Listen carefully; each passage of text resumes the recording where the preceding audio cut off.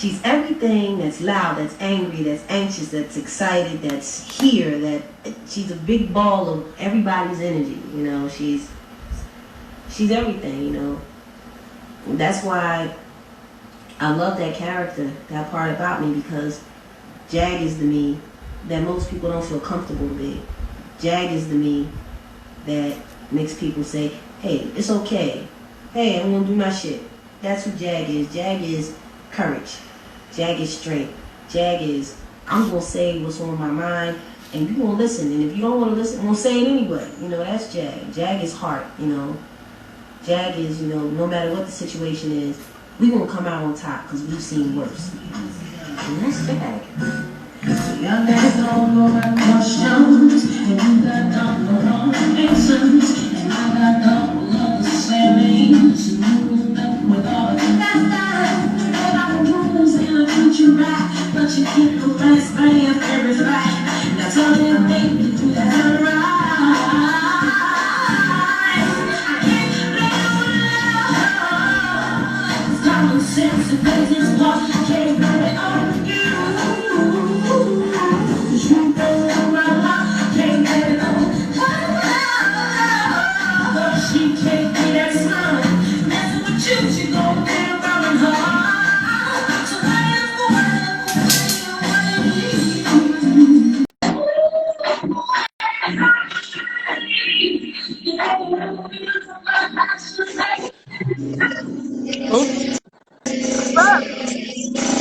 Peace. What's up? I was just I read your post, and it made me pull up my EPK because there were so many things that you had to say that took me back to remembering this time right here that I'm viewing, that I'm sharing with everybody. Well, I hope you took it the right way. I hope you took it the right way. No, I mean I heard what you said, but there was some things that I'd like to discuss with you that I heard that that kind of bothered me. The language was a little disempowering for a woman. And I'm not trying to come down on you in any way. But when we get to the point where we start saying stuff like, we hear about women being mistreated, we hear about women being taken advantage of, and say, hey, it doesn't sound like you worried about Malik. It sounds like you're worrying about yourself. It sounds like you're ranting. You know, charge it to the game. When we start having that kind of conversation and saying nobody cares about the truth all of these years later, that's not true. There's a lot of people that do care about the truth. Matter of fact, they don't know how to care about the truth because they never knew the truth. So when you sit there and you start telling me that I'm ranting, it wasn't a rant, it was a purge. I had a fucking nervous breakdown after my son was murdered. And my condolences, which I said when it happened, because I do follow you. Understand, none of those niggas, they grew up with him. Half of these shows here, my son was backstage. Uncle Amir, Uncle Tariq, Uncle Malik, who when my son was in them streets, Malik was the only one that reached out to him. So what I'm saying isn't, no, it's not completely for Malik, but it's all for Malik. Because see, the problem is nobody knows who he is. Everybody, rest in peace, Malik B. Rest in peace, Malik B. Malik B, Malik B. But then when you go and ask somebody, who is Malik B? What do you love about Malik B? What's your favorite record by Malik B? Can't nobody tell you nothing. Now, how the hell is it that we're celebrating someone that nobody knows anything about? I'm going to tell you why I posted what I posted. Okay. Like I said, I'm a fan of your music. I feel like you've been underrated. I love it. I fell in love when you could kill a Patti LaBelle song. Just so you know, I'm not underrated because of me. There was a plan that was devised that I never shared with I know you've been blackballed. You killed a Patti LaBelle song. Who could do that? Killed it. That's when I fell in love with you and my dad. He 20 years my senior. The reason why I said Mother Patty and God rest his soul, Uncle Bunny Sigler asked me to sing that record because I said I can't sing no Patty record. If these niggas don't like it, they gonna kill me. They gonna kill me if I don't get it right. You killed it. I love it. Thank you. What I'm saying is, I know it's your truth, and I get that. What I'm saying is, it don't feel like it was separated. And I guess you couldn't separate it. How I guess can you I? could That's my not brother. separate it That's my brother. from what you went through and what he went through. That's what I was saying. I'm just like, So it looked like people are trying to unite, but I'm like, I don't think this was the way to do it. It's not to dismiss nothing you've been through, because I believe you. I truly, in my heart of hearts, you know what believe he you. But went I'm through? like, He went through worse than me. When he died, them niggas was only paying him $300 a week. When he died, they sitting up there on the Jimmy Fallon show getting fat. I mean, literally, all of them niggas is fat as fuck right now, living good. And Malik died in the street. No, Malik died in the streets, and they were only paying him $300 a week. That's something that's outrage. You should be outraged by that. Let's not talk about the fact that all the first 3, almost 4 albums was Malik B. They would have never made it to the Grammy if it wasn't for Malik B. Nobody acknowledged them as rappers. The only reason they were acknowledged as rappers was because Malik was the only one from the street, which is why when I came in, I brought street credibility because I'm from them streets. yeah. Them niggas was Bane Geek niggas from Kappa. Let's keep it a bean. They was corny as fuck. Everybody in the city thought so, but they made good music. But they was corny as fuck. They was the Will Smiths of hip hop in Philadelphia. I spent a lot. My dad's from Philly. Malik brought that edge. Malik brought that edge. Fifth Dynasty brought that edge. Jaguar Wright brought that edge. And do you know how we were repaid for everything we did for them? We were called crazy, drug addicts, alcoholics, unworkable, this, that. These niggas would carry us. Now, mind you, we carried them on our backs. When we was up there at MIT and those damn frat boys was calling us niggas. Niggas. We were the roots. We came to do a show at their college and they were screaming niggas. They didn't know who we was. They were screaming niggas from the rooftop. All of them niggas, it was me, Reek, and Princess, my assistant, who they fired because she didn't like carrying their lies no more. So rather than let her be fired and discarded, I hired her and I paid her full salary out of mine. See, people don't know me. People don't know me. So let me finish. When them niggas started yelling and screaming, nigga this, nigga that, I looked up and I'm like, oh, white boys, got it. We at MIT. They ain't talking to us. There's no way in the world they be talking to us. But then when I heard them say, yeah, I'm talking to you, homie. You, nigga bitch. I looked up. I had all the alcohol that I had bought for the tour bus and the food and all of that. And I had my pocketbook. And I looked up. I said, you talking to me? They said, yeah. I said, I got you, nigga. I'll be right there in a second. Dropped everything. I was on that roof in less than what? Maybe 45 seconds. I ran in the kitchen. I got a big ass spoon. I couldn't find no knife or nothing like that. I got a big ass spoon. I ran clean up 9 flights of stairs without breaking stride. Got on the roof. Who said it? I got your nigga right here. Who said it? Reek eventually came up behind me a minute or 2 later. And by that time, it was me and 6 dudes. Then Reek come up, yo, don't be talking to my girl like that. Fuck that, yo, boom, boom, boom, boom, boom. Next thing you know, somebody swung on us. Me and Tariq Trotter, back to back, fighting 13 frat boys at MIT. I'm not lying because you can Google it. The story is no lie. You can Google it. I believe what you're saying. Together. Then I left. Well, actually, we didn't leave. The runner came up and said, no, stop. It was the funniest shit ever. No, stop it. You're fighting the Roots. They came here to give us a party. Then they all get up. You know what I mean? I'm on top of the nigga.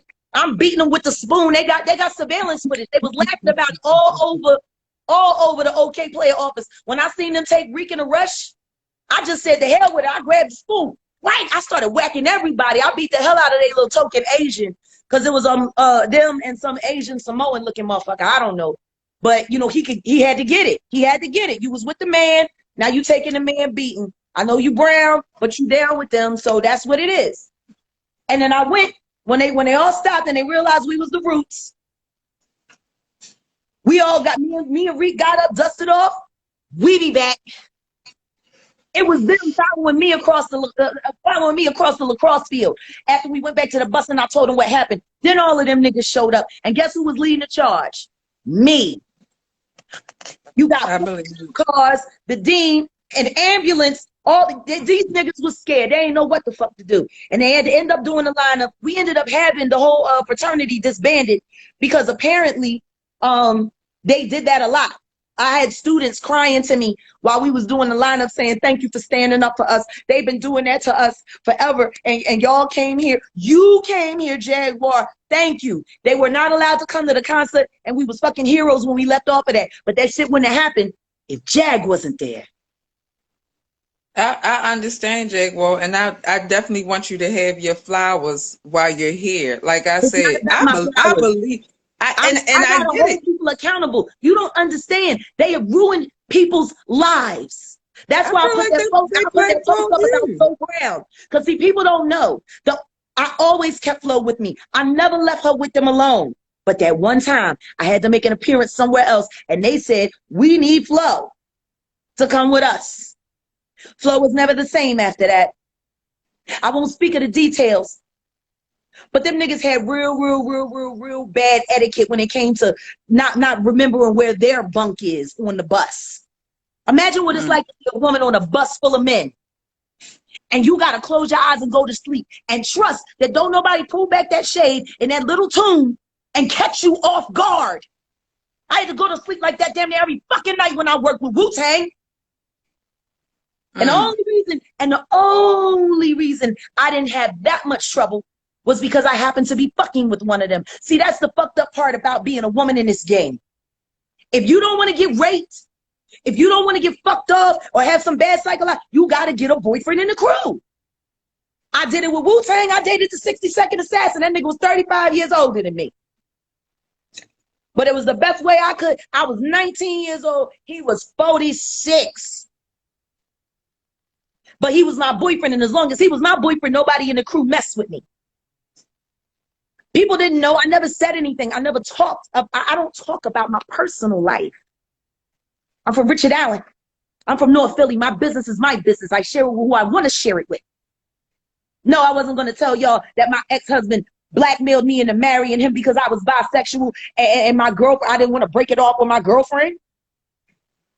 It wasn't nobody's business. My father was a minister. It was nobody's business. Well, we appreciate you speaking your truth. I had to marry this nigga, then had a baby with him, trying to make it work. And he used that child to try to ruin my life. That motherfucker has cost me over $1.5 million in court fees, lawyers' fees, and every fucking thing. And they had the audacity to tell me I need to pay him child support. But so you done spent all the money that boy would need for his life in court because you mad that you can't be with me. I had to stop making money so the nigga would stop siphoning off my blood. And guess who helped him? The Roots. Wow. Sean G. The entire time this nigga was running my life of filth, they was running down to the Polo Ralph Lauren store to go buy clothes from my ex-husband, Sam Odom. They told me the nigga got too many good discounts for us to break it with him. Why can't y'all just make it work? Nigga, you gonna put my motherfucking safety on the line with a nigga playing with my goddamn meds? I fucking OD'd. And that nigga left me in the house to die. Found out 2 weeks later he upped the insurance policy. And Sean G had been writing him checks behind my back while I was on the road. And these niggas had especially fucking Dice Raw. Jag, I don't see why y'all can't just work it out. I mean, he been hooking the fam up for years. Y'all niggas is on TV getting all this money and y'all need 65% off of Polo Ralph Lauren. Y'all really need discounted polos that bad? You fucking hoes. You fucked me over for clothes? I made y'all niggas. I made Jay-Z Unplugged. You called me because you needed me. And that's what you do for me. You buy clothes for niggas that fucking using me? Meanwhile, Rick mad as shit because I don't want to fuck you no more. Go to your wife, nigga. You got a wife and a baby. You had 4, 5 kids. You wasn't in none of their lives like that. You was just kicking out money. You finally got a baby with a chick. I mean, she Russell Simmons' ex-jewel. I don't understand why somebody would want Russell Simmons leftovers, but whatever. Anyway, I ain't got nothing against the girl. I just know I know she's a tool for the plan. You know what I'm saying? because he dumped Reese to be with her. See, he was with Reese. Reese was very much in love with him. But see, Reese wasn't good enough for the red carpet. He needed to get a red carpet bitch. So he went and got Russell Simmons leftovers. I ain't got nothing against Michelle. I tried to counsel her as best as I could. I don't think he's going to marry me. Yes, he will marry you, Michelle. I promise you, I'll see to it. He needs to be married. This baby needs a father. I tried to work all that other shit out. And the first night that I told him, no, I'm not fucking you, I'm not comforting you, you know what he did? He got on a train, he went to New York, and he went and fucked Tracy Moore from the Jazzy Fat Nasties. And I know it to be true because she called me. And I owe her an apology for letting her run around all these years, thinking that nigga gave a fuck about her when the only time he fucking ran to her was because I told him no. You're gonna have to put it in the book, Jaguar. We cannot. I'm not putting it in a book. My life is too much. That's like 600-700 pages. What I'm doing right now is I'm writing a one-woman show because apparently I got to tell my motherfucking story. Because you have to. I just don't want you hurt from it. I don't want you hurt from your truth. It hurt me not saying anything. Do you know how crazy it is to run around for 15 years having to constantly remember to edit yourself in motherfucking interviews to keep up somebody else's lives who's trying to ruin your life? And then meanwhile, all the stories and all the secrets that I'm keeping, I'm watching it hurt people that I love. See, when you start keeping secrets and the secrets you keeping is helping them, enabling them to hurt other people, you're just as complicit in a crime. I can't lie no more. I lied and made up until I had a fucking nervous breakdown after myself because all I could say to myself was, not even Reek call me when my son died. I can't believe it. That nigga did not call me once. I got a text message from Dice. Sorry, Jag. I got a text message from Amir. Yeah, we gonna call you after taping. We want to see how you doing. Never fucking called back. I got a call from Tina saying that they was busy at taping at the damn TV station, and they was gonna hit me back. I never heard back from her. They ain't even send me no funky ass fucking flowers for my child. Nothing. That's after unbelievable. After I made you look good. Jay-Z Unplugged made them look real good, yo. Made them look real good. Everything I did on the Chris Rock show made them look real good. Real good. All the shit that I ghost wrote in the studio made them look real good. Real good. Even with the Jay-Z Unplugged. I can give you 4 albums where I can show you where Tariq stole fucking Malik's verses. Malik would go in, he would just run. They let him come in. He'd be high, he come. This nigga would run bar for bar. Forget every fucking dope thing he said. And them niggas would come in there and they would sit down and they would write down his shit and work it into their writtens. That's how dope Malik B was. That nigga dropped bars and he forgot, heard them on albums and never accused the motherfuckers of theft. That's how dope he was. He didn't even remember all his dope shit. So when I hear people say stuff like, now they're calling him the founder of the Roots because y'all didn't want to be seen with him. Amir is too afraid to go to the places where Malik used to hang out. Amir too much of a punk to do that. He's too afraid to get robbed. Tariq is too good. He might mess up his designer clothes. Kamal don't give no fuck. And for real, the rest of the group is all hired hands. Including James Poyser, hired hand. These niggas know what they done. They know what they done.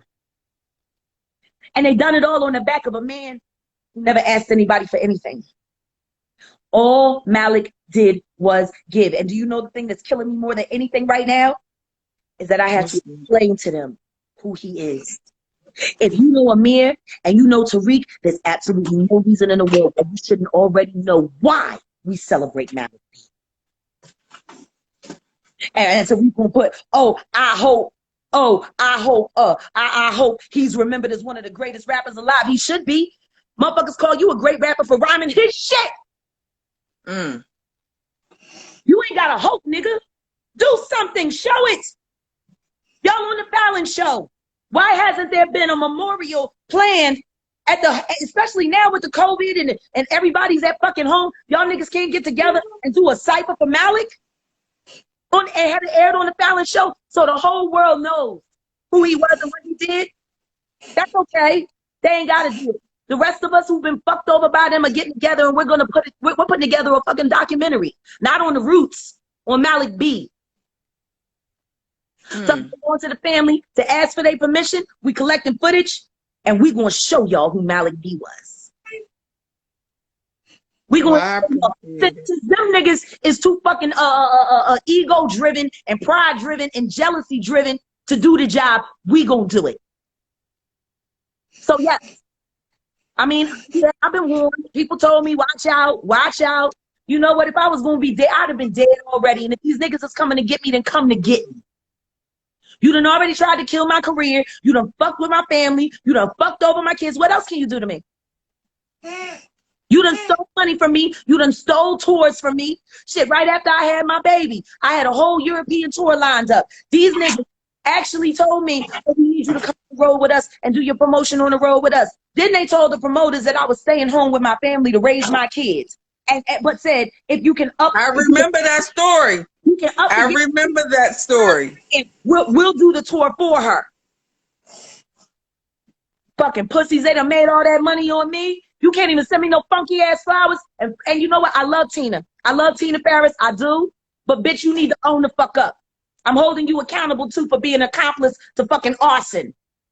Because these motherfuckers is arsonists. They done arsoned up people's lives. They done burned up people's lives and you was there doing the gaslighting. Because she was the one that did the main gaslighting with fucking Flo Brown that ran Flo Brown all the way to fuck out of fucking hip hop forever.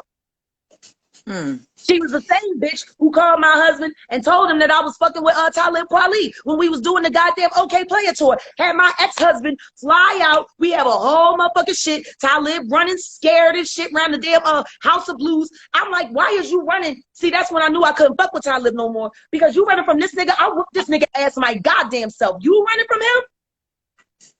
You running from this soft ass nigga in tight pants? He's here for pictures, yo. You running from him? Him. I got it. Yeah, we good. We good.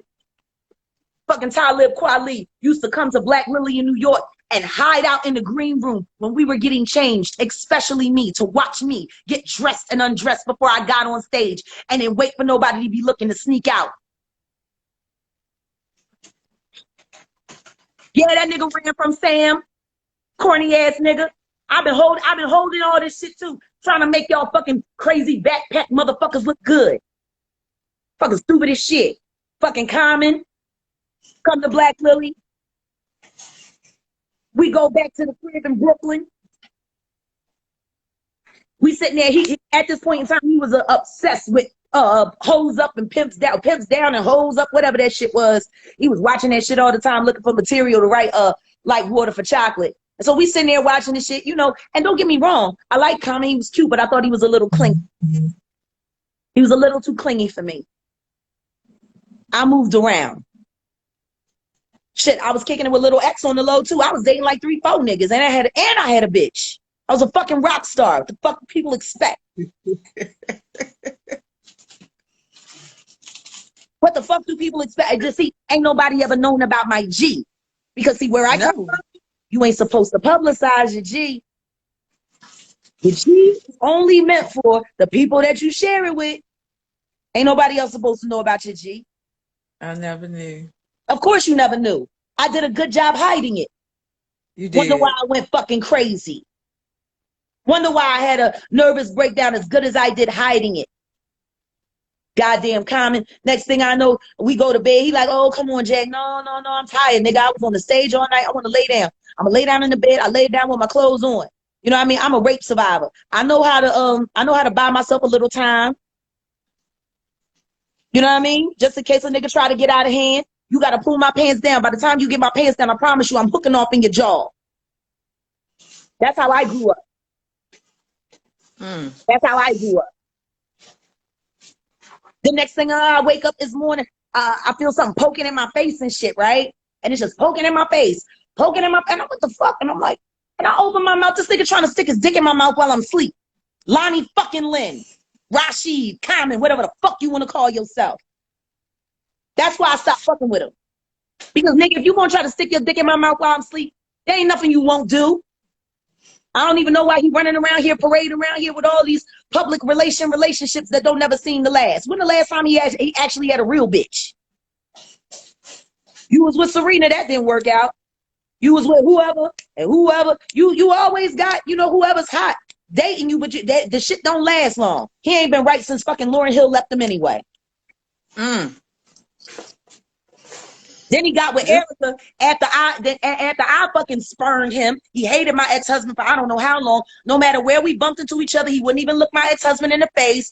He would talk to everybody totally real bitch shit. Let's keep it a bean. Real bitch shit. This is piping hot, girl. With Erica, and then Erica was jealous as fucking me. That song Booty on that second album, that shit was about me. She made that shit up at Black Lily in New York. That your booty may be bigger, but I sure can steal your nigga, but I don't want him. Bitch, you can't steal shit from me.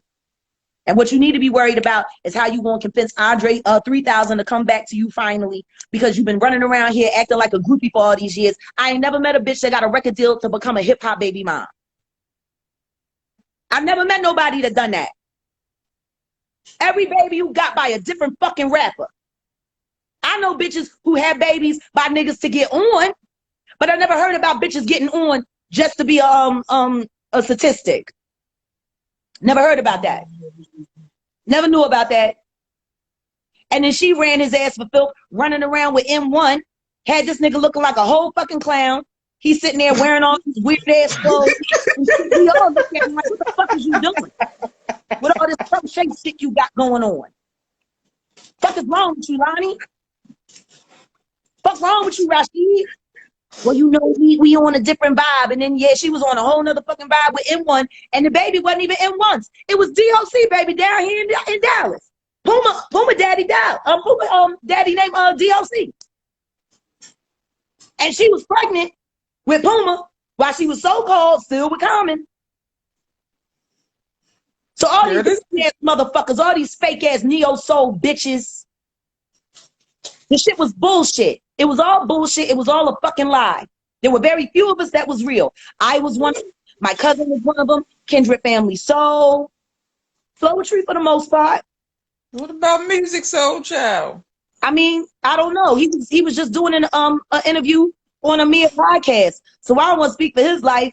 You know what I mean? I don't want to speak for his life. I mean, if he was stupid enough to let Amir interview him, then I don't know. Fuck would you let that asexual motherfucker interview you for? He ain't even got no goddamn life.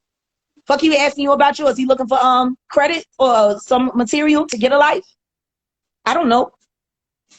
I don't know anybody that's seen that man's penis. All the fucking that went on in the Roots camp.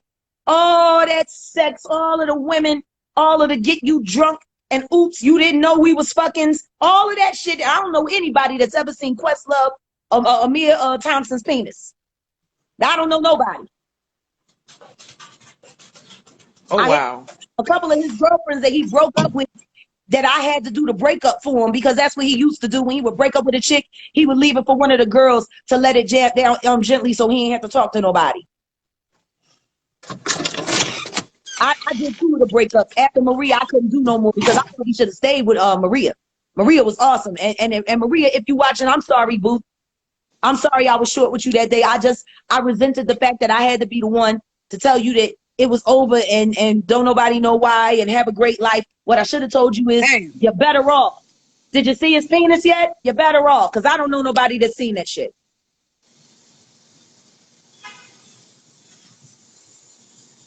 Girl.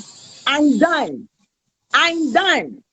See, where they got me fucked up is I fell back for 15 years. And the reason why I fell back was because I wasn't trying to have my career marred with the custody battle and the divorce and all of that shit. I tried to handle that shit as quietly as possible. I did as much as I could do to keep my name relevant without having to make too much money, because this pussy was going to take me to court. My ex-husband wanted $8,000 a month. I got a cousin that paid that. I ain't paying that. You know what my father told me? I'm going to tell you what my father told me. That nigga can't get the life that you can provide without you. Go broke. I'll help you. We'll bankruptcy. You won't have nothing, I promise you. And then he's gonna be able to come after you. And when it's all done, you go back to work and get your money. He said, see, baby, you the money. Second you open your mouth, money get made. You be fine. But you gotta get you can't get blood from a rock, so you gotta become a rock. And that's what I had to do to keep my ex-husband out of my pocket. I had to wait for my son to turn 18. He was still trying to get child support for me to pay him child support while my son went to college. He ain't even living with my son. All of that shit that he went through to take my son away from me, guess where my son ended up living? With his mother in Plymouth Meeting, and his father moved to New York. You went through all of that trouble to put me through all of that shit with that motherfucking case to take my son from here, where he was happy. See, if my son had graduated from high school here in Cedar Hill, he would have graduated with at least one associate's degree, which meant he would have only done 2 years of college and 1 year for a master's. Now he got to do all 4 years. You want to know why? Because his father decided he wanted to take him back up north and then moved to New York. Brought the boy up there and moved to New York. Took him to witness a murder and then moved to New York. He took him to a rally that they were so-called having for my son. My son wasn't allowed to come home and grieve with his mother and be at his brother's actual funeral. No, they had a memorial up there on Hawthorne Street. The roaches and bitches. Somebody need to spray raid on all them motherfuckers. I swear to God. I can't stand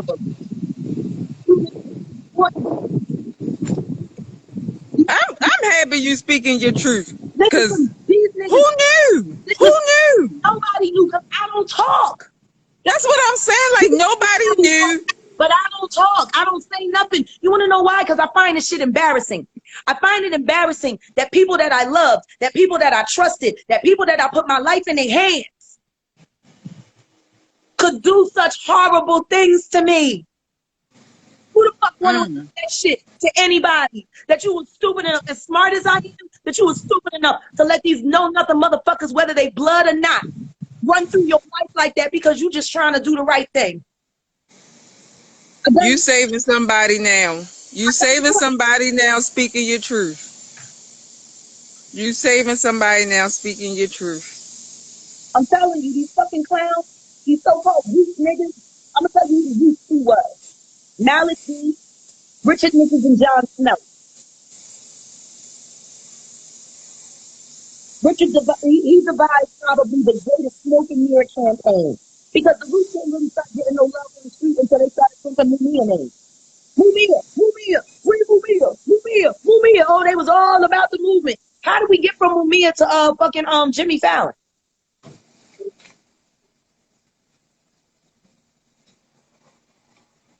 Have you heard them talk about Mumia in like the past decade?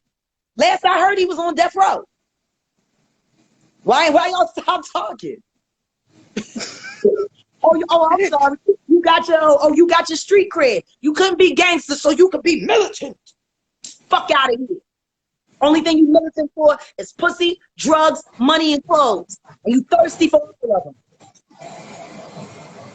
They fucking dying in the desert of their life for thirst. And I'm done covering. Tariq actually had the audacity to contact a friend of mine right after I got out of jail and while I was in jail, asking, is she okay? Is she all right? Is she okay? Is she all right? Pussy, why didn't you send me a letter? Right. You got enough money, you could have came visit me. You ain't even put no fucking money on my books. That's why I released that song that I wrote for his ass on Bandcamp. You want to know how I felt about that conversation? I wrote a song about it. I just put it up on Bandcamp yesterday. It tell you the whole story. You fucking bitch made punk, all the pussy and all the love I gave you, all the lyrics, everything I gave you. You don't even acknowledge my son when he died, and you don't even put no fucking money. You couldn't even get a bitch a pack of ramen. I can't even when I cook for you and for your bitch.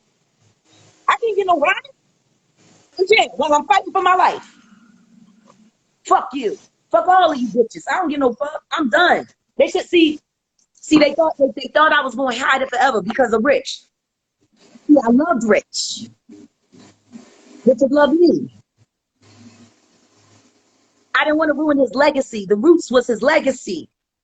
See, the Roots, what y'all fell in love with, was what Richard Nichols would have been if he felt comfortable being in the public. I don't know if you remember, Rich always took his pictures like this. He always covered his face. He didn't like nobody looking at him. He was very, very, very funny about his appearance. So he was a public figure, which I don't know why, because if it worked for Biggie Smalls, it could have worked for him. If it worked for him, you know, but if you don't feel that way about yourself, you just don't feel that way about yourself. So they were the public persona of his subconscious and artistic mind. The only thing a man had to do was come into the studio and play drums. They would find the beats, Kilo, Chaos, Scott Storch, me, you know, all the rounders. We did all the groundwork. Rich would go in with all of his music knowledge and ability, and he would create all of that music that y'all do to love. And then Amir come in and play the drums, and then Tariq come in, and, you know, he would write his verses. A lot of the times he can only get through maybe 7 to 12 bars in an 8-hour writing session. So we would help him. When we wrote the Best Man song, What You Want, that was just supposed to be a demo. I wasn't supposed to be on that record. It was supposed to be Mary J. Blige. I wrote it for her. And I went and I demoed it. Tariq couldn't write a goddamn word down until then. And Rich would always say, God damn it, man. He was like, between Malik, if I could make Malik and Tariq one person, I'd have the best rapper in the world. Because, see, Malik had the ability. Malik had the ability. Malik, oh my God. Like, if you go back and listen to the lesson part 3, he got the last verse, of course. He was the final say in hip-hop when it came to the root, period. You know, we had to edit it. We had to cut it short. So when you hear it go from his voice right into my hook, there was 16 more bars after that we had to edit out because it was too much for the rest of the song. That's You gonna have me. You gonna have me. I should have made a list because I'm gonna have to go back and listen to a lot of stuff. A lot of stuff. Everybody needs to go back and listen to my bro, because Tariq caught so many of Malik's one-liners to the point where I don't think he knew where Malik ended and he began.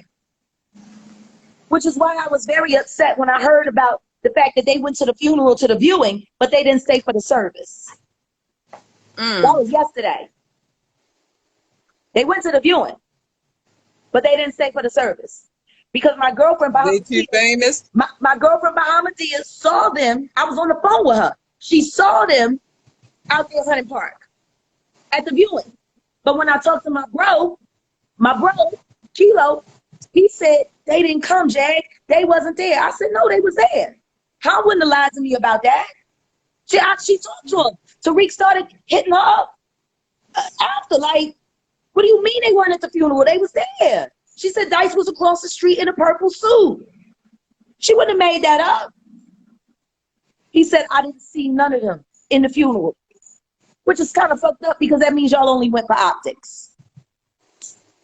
You went to the viewing so you could be photographed being there, so the next press release that you put out makes it look like y'all give a damn because I ran Amir for Filth about that goddamn post about some motherfucking oils. Malik didn't give no fuck about how you smelled, and if he handed you some Egyptian musk, it was to cover up the smell of sandwiches on you. Get the fuck out of my face, nigga. About some goddamn oils. As great as Malik B was, and all you got to talk about some funky ass Egyptian musk. And you talking about you still wearing oils? You talking about you still wearing oils? Nigga, all that money you make, you can't buy no motherfucking real cologne? Some Tom Ford? Some Bulgari? Fuck out of my face. They didn't even stay for the funeral. They didn't even stay, boo. Well, you know what they're going to say about that. We didn't want to make a scene. They're going to say they didn't want to make a scene. They gonna say they ain't wanted to be about them. They they wanted to be about them. Yeah. You don't want it to be about you because it ain't about you, motherfuckers. It never was about you. As far as the lyrics, it was about Malik B, in Militant, South Philly, Point Breeze. Fuck out of here. When do you ever hear them niggas call the street? When do you ever hear them niggas call the neighborhood? When you ever hear any of them niggas call anything? I call Richard Allen. Richard Allen. Never. I say Richard Allen. Niggas stand up. Where the fuck they claim?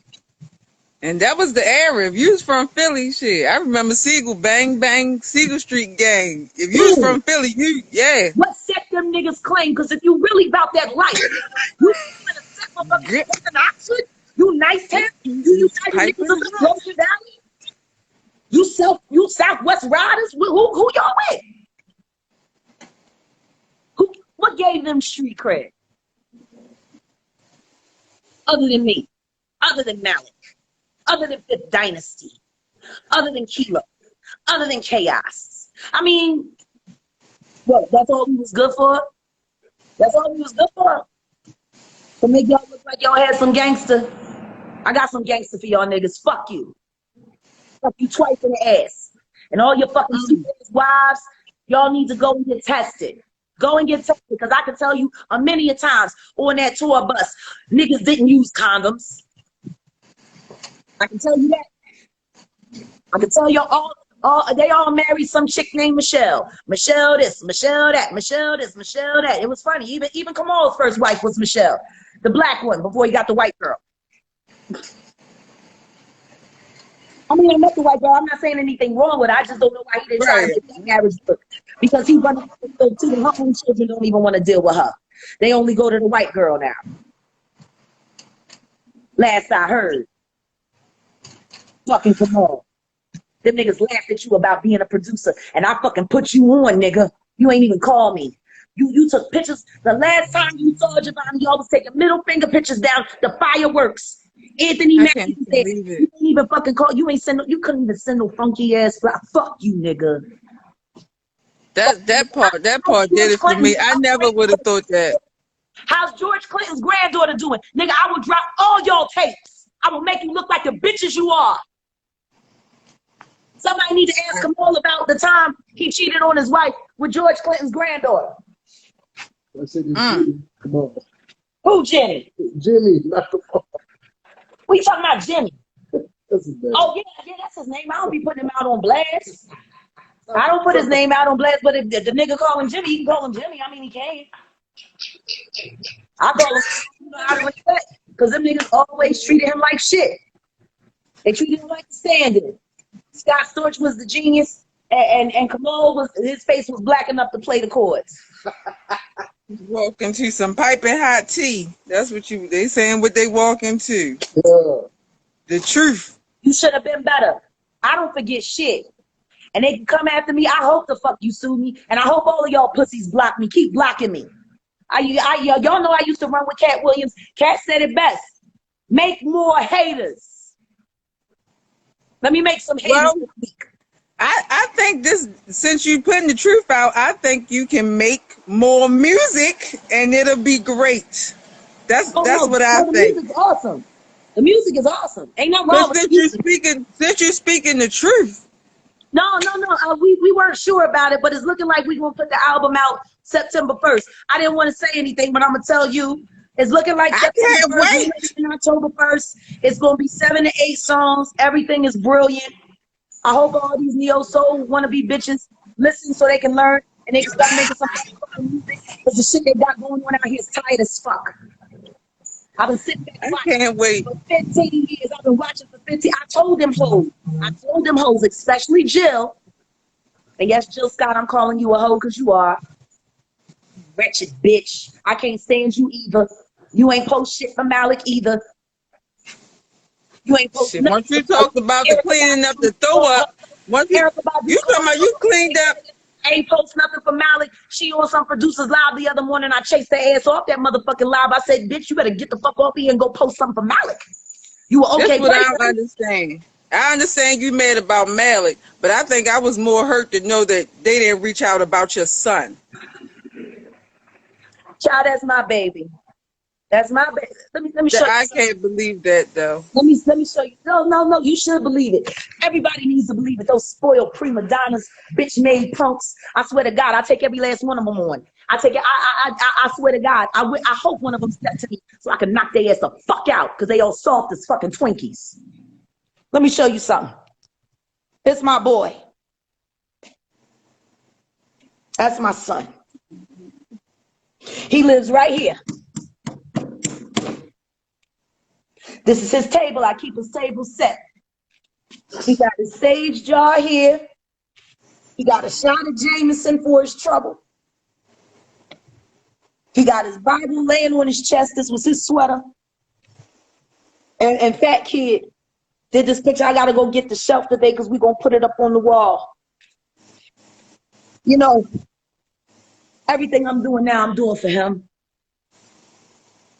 We wanted to go into medicinal edibles together. I wanted to get him a grow house in Cali, but he wouldn't leave because some little nasty ass bitch named Yelena from West Philly. I told her ass, go get some goddamn counseling, stay the fuck away from my son.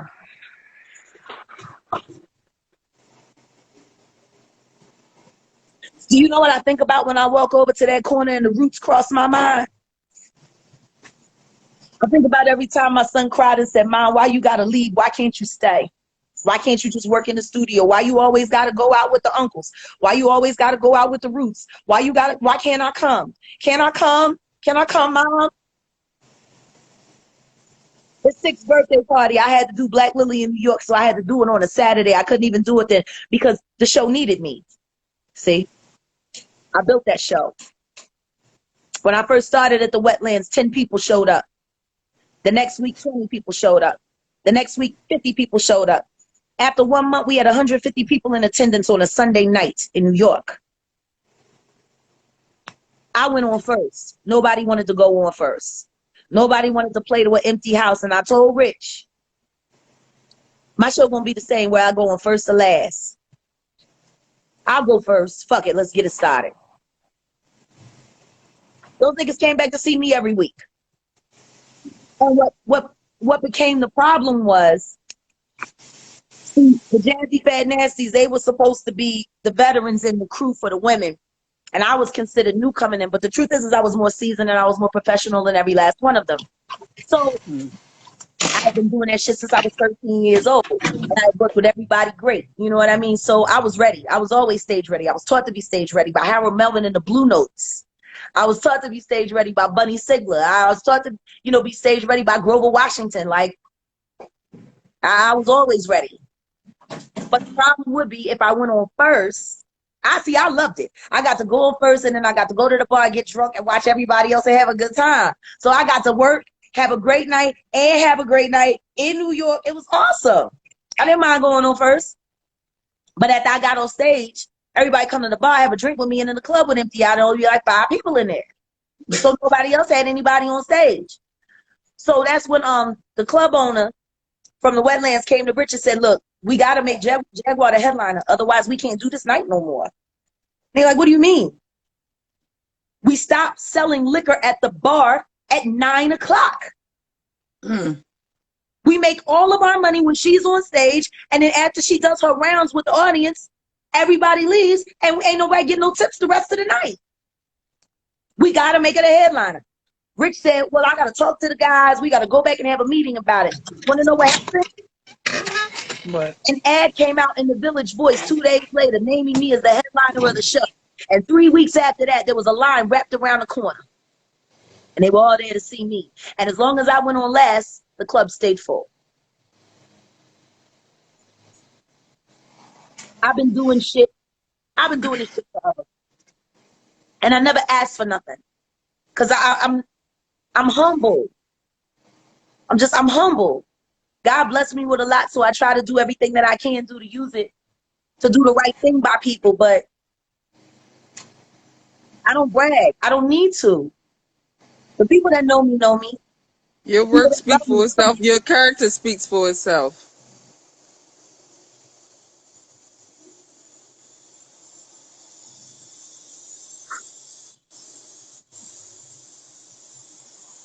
They didn't even stay for the fucking funeral. There's nothing worse than knowing that you've been loyal to a bunch of dickheads that still will take advantage of you if you allow it.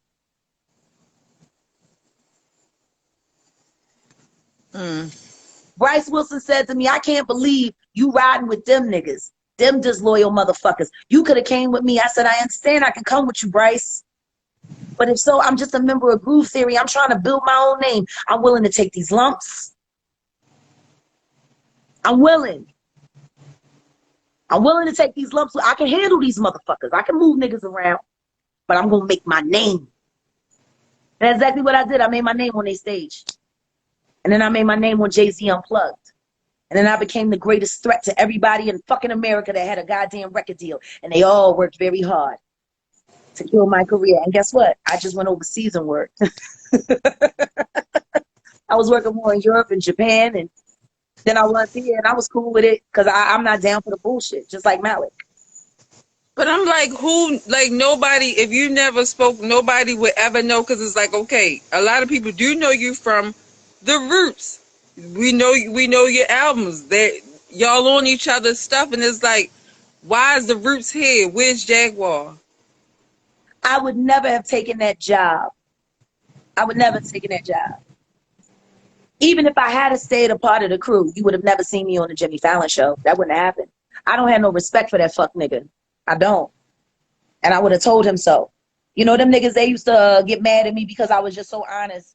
Like, you remember that time when Matthew McConaughey, it was all in the tabloids, and he was naked in the woods, and they called him playing a drum naked in the woods. You remember that shit? It was right around the same time that the movie with him and Jennifer Lopez, The Wedding Planner, came out. It was all over the tabloids. I'm from North Philly, yo. Like, I keep it a bean. I keep it a bean. You know what I mean? I have been drinking. I smoked a little weed.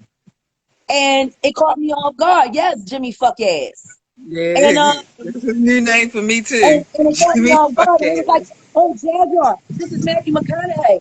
And Sean G was standing right next to me, and I knew he had it in for me at that moment. You know what I mean? Because they was trying to find a way to work me out of the Coca-Cola campaign so they could take it over and make sure I didn't get no more commercials. And it was just nuts. That whole day was nuts because everybody was keeping secrets around the camp, and I knew exactly how they did it. And then I found out later, Music Soul Child told me that they all went and did the photo shoot for the Coca-Cola campaign, but I wasn't included. And I just looked at them and I was like, all right, game on, bitches. Game on. Game on. And so yeah, that night I was kind of like, I had a case of the fuckets anyway. And so Matthew McConaughey comes up, and I was just at the market, and I seen the shit with the pictures of him naked playing the drums. I was like, I swear to God, you such a fucking nigga. I love you. I said, I love you. So then guess what it became? Oh my God, Jaguar called Matthew McConaughey a nigga. I can't believe this. Oh, we have to disassociate ourselves. Why not? Why can't he be a nigga? He was doing nigga shit.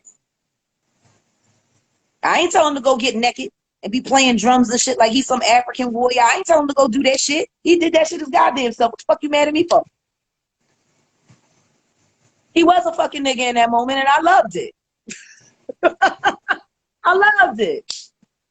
Oh, we can't bring her around real celebrities. That was when Amir first started really kissing ass in Hollywood, and he was trying to find somebody because they had to come off the road. You know, like Down South rap was taking over.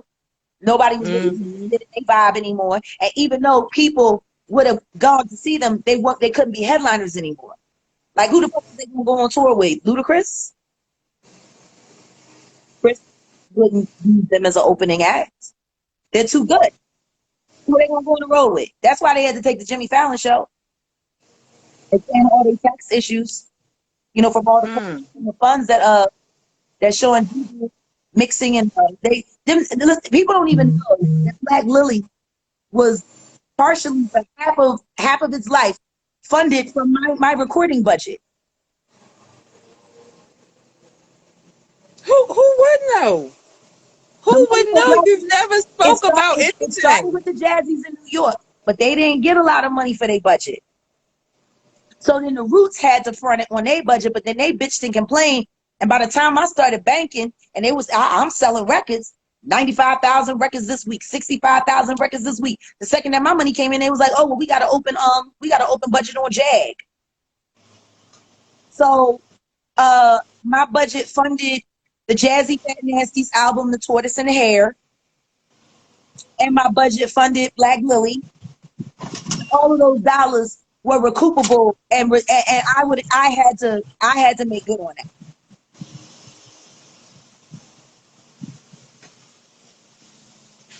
Mm. How many I records did the Jazzy Fat Nasty sell? 400-500? How many records did Dice Raw sell? 13,000, just under 14,000? How many records did Jaguar Wright sell? Fuck out of here. And I never bragged. I never bragged. I don't need to. Just like I don't need to brag about, you know, Jill Scott and her failed fucking attempts at trying to be me. Whack ass hoe. Who the fuck gets rich and then goes and hires all of their friends' ex-boyfriends so they can fuck them? Who does that? That's why it was so funny when people started talking about how Jill was, oh, Jill's acting funny. No, Jill ain't acting funny. Jill being Jill. See, she couldn't have done that at 23rd and Lehigh because bitches would have fucked her up. You can't do all that fly shit in the hood and think you can't just run around fucking everybody, man, and think ain't nobody gonna catch you and fuck you up. I'm from Richard Allen. There was a real pretty dark-skinned girl that we used to kick it with. Yo, you probably seen her up and down Girard. She looked like you probably think she a crackhead. Her face was all scarred up. She about 5'2", 5'3". If you ever was around like Girard, Ridge Avenue, you always saw her walking around. She was gorgeous. She was beautiful.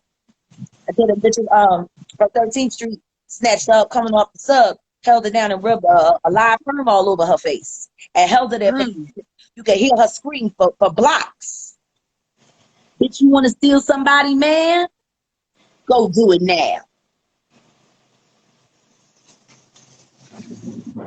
I think Jill done been with 3 niggas that I've been with after me. John Roberts, Tariq. Oh yeah, and Joey Zaza.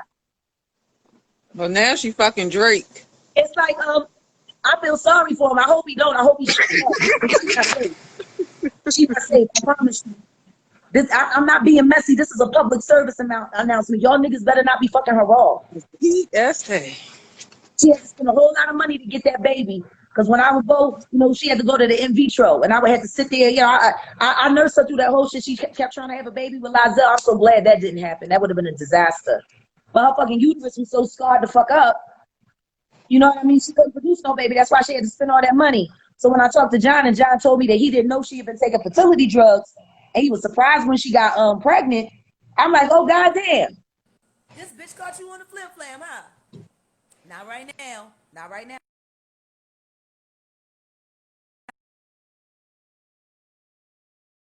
Buffering. Somebody trying to call me to stop. Listen to me. It's truth telling time. It's just I'm done. I'm done hiding these bitches. I'm done all of this shit. Erykah Badu, come down. She come up there to the north, take her abuse from up there, and then come down here and abuse all these artists with it. Lying to these niggas, making them think that they can't do nothing without her. They make them think that they can't go nowhere without her. I just found out last night. Do you remember me posting anything about Galaxy 9 like a year ago? I was always posting like hip hop parties and stuff like that down here. Galaxy 9. Okay. I'll tell you what happened with that shit. These niggas, you know, they, oh yeah, Ja Born, you know, who did on and on. These niggas want to act like they somebody's friend. Next thing I know, I start hearing stories, them telling stories about me from 20 years ago. Now this is how stupid these niggas is. I just moved to Dallas. Don't nobody know nothing about me. Don't know nothing about my past. So if I'm down here and I'm hearing stories from 20 years ago, that means you're doing what? You're talking to someone from 20 years ago. Who could Why you moved to Dallas real quick? Erykah Badu, Jill Scott, or Amir Questlove Thompson. Why did you move to Texas? Philly broke my heart.